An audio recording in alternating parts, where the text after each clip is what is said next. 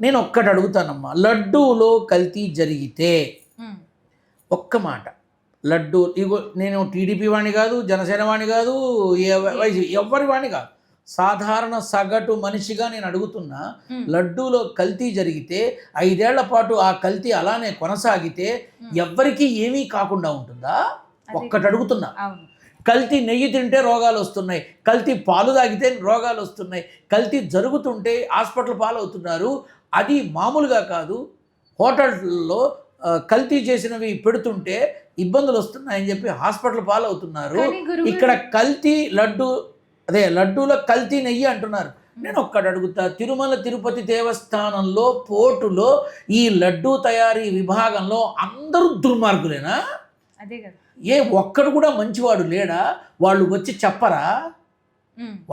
చెప్పరా ఇలా తప్పు జరుగుతోందని?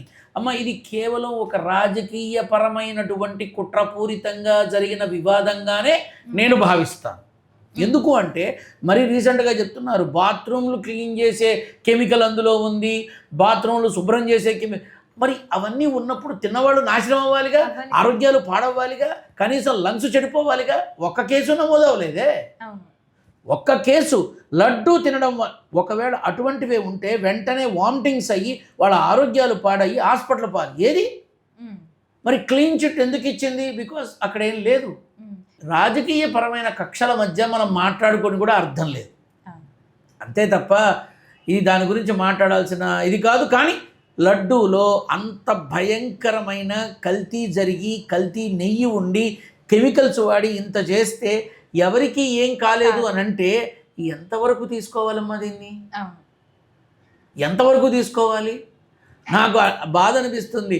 ఆ 5 సంవత్సరాలు పట్టు వస్త్రాలకి, బ్రహ్మోత్సవాలకి, అన్నిటికీ జగన్మోహన్ రెడ్డి మాజీ ముఖ్యమంత్రి అవసరం ఎక్కడ అడ్డుపడలా, అందరూ ఒప్పుకున్నారు. ఎప్పుడైతే ప్రభుత్వం మారిందో కుల సర్టిఫికెట్ సమర్పించి, ఎన్ఓసి సమర్పించి రమ్మనమని చెప్పారు. ఇది రాజకీయ పూరితమైనటువంటి కక్ష అని అనుకుంటారుగా ప్రజలు కదా. ఇటువంటి పొరపాట్లతోనే ప్రస్తుత రాష్ట్ర ప్రభుత్వం అక్కర్లేని ఇబ్బందులకి గురయ్యే అవకాశం ఉంది.